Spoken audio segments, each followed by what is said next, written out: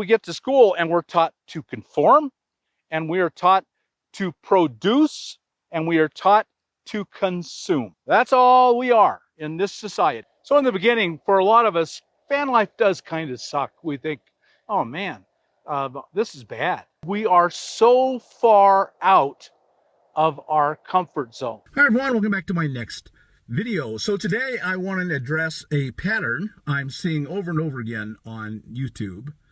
And that is videos titled Van Life Sucks, or 10 Lies Van Lifers Tell You About Van Life, or I Quit Van Life, or Truths You Need to Know Before You Move Into a Van. And I want to address those issues and those problems and those videos. And in the process, I do not want to question the integrity or the good meaning of anybody who makes those videos. I have no question that they're all valid and authentic and truthful, and that's really what they think. I've watched some of them, and some of them, they'll go through the list, quite a few of them. These are the reasons I hated living in a van. I want to address that, because one of the criticisms I have gotten over the years, and I'm afraid has some validity, is that I make it sound too easy, too fun, like everyone should come out here and do it.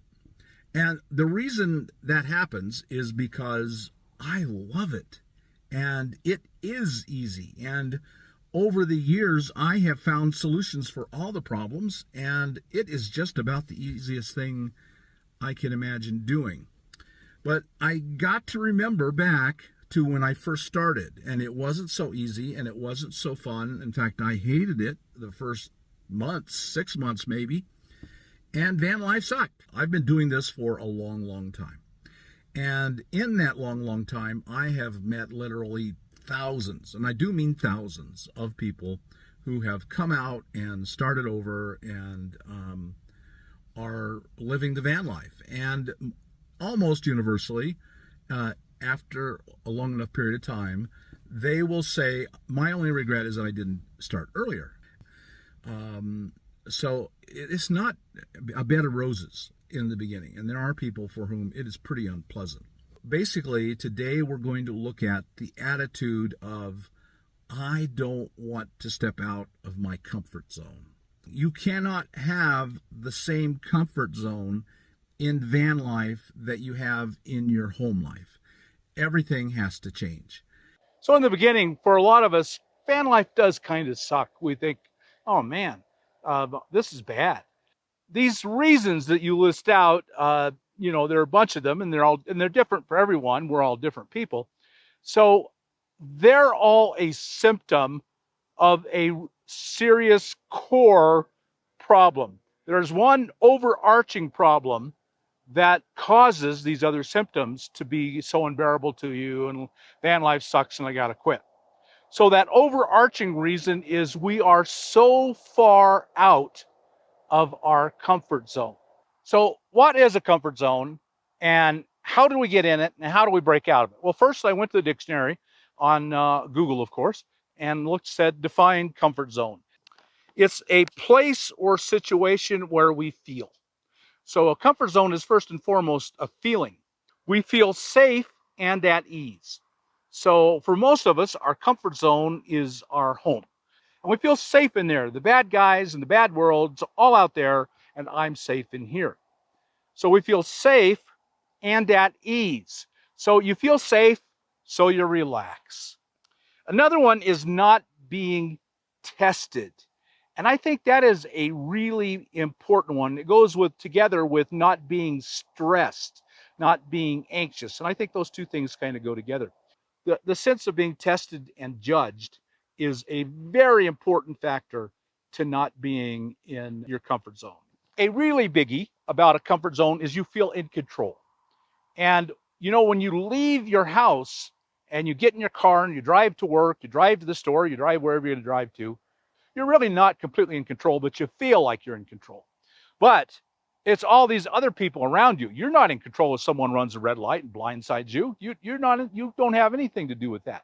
Or you get to work and all your coworkers, you feel like they're judging you, and your boss He is absolutely judging you. Everywhere outside of our house, we are really not in control. So these are the things that give us a comfort zone. And those are the things that make us cling to our comfort zone. So the four walls of our house are a comfort zone, and our vehicle is generally, not always, a comfort zone. You can see an idea what a comfort zone is. It's where we're safe, we're in control, we're relaxed, we're at ease, we're in a non-judgment zone. The problem with a comfort zone is if it starts to take over your life, if you can't be safe and feel at ease and relaxed anywhere but in your comfort zone. How did we get into these comfort zones, and what determines how big or small or hard or soft or permeable or impermeable they are? Well, we're all born with different personalities. You know, the science has actually identified an adventure gene. There are some people who are born adventurous, and their comfort zone is huge. And there's the rest of us who just have a normal, comfortable zone. And then that starts to shrink as we get older, and culture and society works hard to force us into a comfort zone. But when you think about our lifespan, you know, if you ever had a 2-year-old child, the terrible twos, you spend your whole life chasing after them, trying to keep them safe. So their comfort zone is really loose. And so we get to school and we're taught to conform, and we are taught to produce, and we are taught to consume. So we're taught three things: to conform, to produce, and to consume. That's all we are in this society. So that as you get older, you go to college, you continue your education, you get a job, you do those three things. You conform to the job, you can produce at the job, and you consume stuff so that your boss makes a profit and other companies' bosses make a profit. That becomes your whole life, and it shrinks your comfort zone. Your comfort zone becomes your job and buying stuff. Consume, produce, conform. But that's pretty miserable. That's the problem, is just living in your comfort zone is really, really miserable. So some of you are probably saying, well, fine. It is a comfort zone. I am comfortable. Why try and break out? I'll just stay right where I am. All right, well, let's explore that idea of you're just going to coast along now in your comfort zone for the rest of your life. What happens? So to understand why you shouldn't stay in your comfort zone, you should make every effort to break out of it, and van life is a superb way to break out of it. But it's also why initially you'll think in the beginning that van life sucks. You must break out of your comfort zone. You can't just live in your comfort zone for the rest of your life.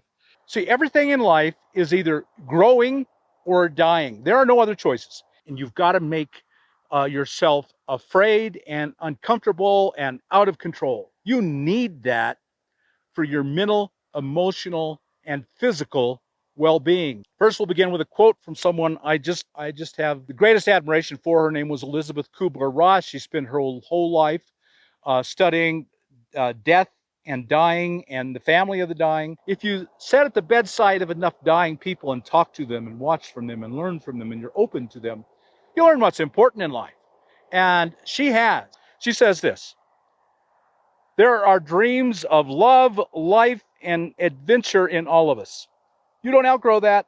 You weren't born without it. In you is a dream of love, of life, and adventure. But we are also sadly filled with reasons why we shouldn't try. These reasons seem to protect us. They seem like it, but in truth, they imprison. They become this wonderful prison of safety and comfort and control, and they're killing you. They hold life at a distance. When you come into your four doors of your house, you lock the doors and you relax. You've held life out there alive, and you're in here dying. Why are you dying? Because they hold life at a distance. And if you don't have life, you're dying. Life will be over sooner than we think. If we have bikes to ride and people to love, now is the time. Do it now. Live your life. Break out of your comfort zone. Push against it. Break out of it. Now, it's hard. I'm not saying it isn't. Another quote I want to give to you is from a woman named Anais Nin. I really admire her as well. Life is a process of becoming. a combination of states we have to go through. Where people fail is that they wish to elect a state and remain in it. This is a kind of death. So life is a journey. Whether we want it to be or not, life is a journey. And if you decide somewhere along the journey, this is hard, I'm quitting, I'm dropping out of the journey, I'm just going to stay right here, I'm going to camp. I'm going to set up camp here in my safety zone, my comfort zone, and screw all the rest of it. I'm just going to stay right here. You're dying. You're either growing or you're dying. Now, the important thing is that you understand it's not physical death. You can still live to be very old, but it's a mental and emotional and spiritual death. It's the death of your dreams. Next, it's the death of finding meaning and purpose in your life. And I tell you one thing Carl Jung said, he said, humans can't live without meaning.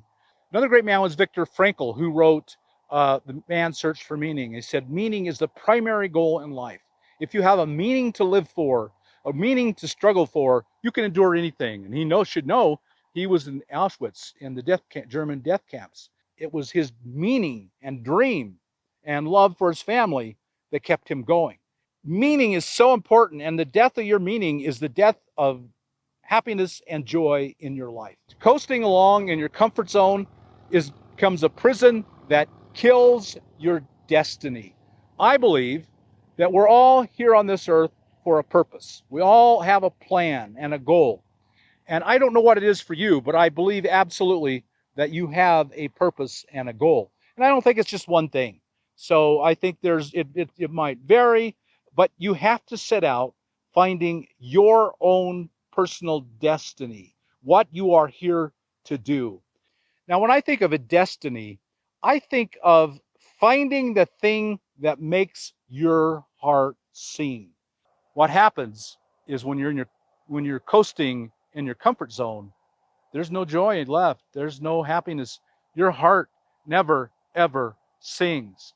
I believe the way this earth works is we're all put here for a purpose. I don't know what it is, but we're here. We have a destiny, a goal, a plan. And if we each follow it, then each of us will have a heart that sings. And together, we will sing a song, a chorus. We'll be an orchestra. You have the song that's in your heart, allowing it to bubble up. Doesn't have to be big. You don't have to be world changing. Greatness is when you have that song in your heart and you allow it to bubble out and affect other people, just with loving and kindness and compassion and friendliness. And we almost have a cliche of midlife crisis. And I think that's what happened to me. I was 40 years old. I went through the divorce. It was a midlife crisis, and that's what and the economics and pure emotional, spiritual, mental, physical misery forced me to be willing to make any change and do anything it took. I had to move into the van, and I hated it. The cut was so far out of my comfort zone. I despised it, but I worked at it, and I stayed at it, and I opened my heart. I found a way to open my heart to others, to care about others as much as I cared about myself. And eventually, my whole life turned and changed. And decade after decade, I was 40 then, I'm 68 now, almost 3 decades later, everything conspired to make me standing here today and talking to you. And all the things in your life conspired for you to be sitting there right now and listening to me talking. Open your heart. I hope, I pray that you will open your heart to the simple message that you got to get out of your comfort zone. You got to pursue life. So that's it. The reason van life sucks is because we're so committed to our comfort zone that we won't allow anything else to draw us out of it. One more quote from a guy named Billy Cox: life will only change when you become more committed to your dreams than you are to your comfort zone. Don't let your dreams die. They're dying right now if you're living in your coasting along in your comfort zone, in your little bubble, in your little prison that your house has become. Then it's the death of your dreams. You're committed to your comfort zone. What if you were to change and be committed to your dreams, to finding your meaning, to finding your purpose, to finding your destiny? If van life is part of your destiny, then you'll be able to cope with it when it sucks, and it will suck. But if it's on the journey to your destiny, to your dreams, then you'll be committed to your dreams, and you'll say, okay, well, this kind of sucks, but it'll get better, and I'll figure out how to get better. Let's make this better. Everything that sucks about van life can be solved. All you got to do is be more committed to your dreams and your destiny and your meaning and your purpose than you are to your comfort zone. I think that's worth it. I think that's worth letting van life suck. So I know that was kind of long and kind of long-winded and meandering and preachy and what are you doing in my business? But I hope you heard something in there that means something to you, and that you will embrace some of it, and that you will renew a commitment to your dreams, to your destiny, and you will follow them no matter the difficulty along the way. If you got anything out of this video, like us on YouTube, subscribe to the channel, hit that thumbs up button so other people will get this message, and I'll see you later. Bye now.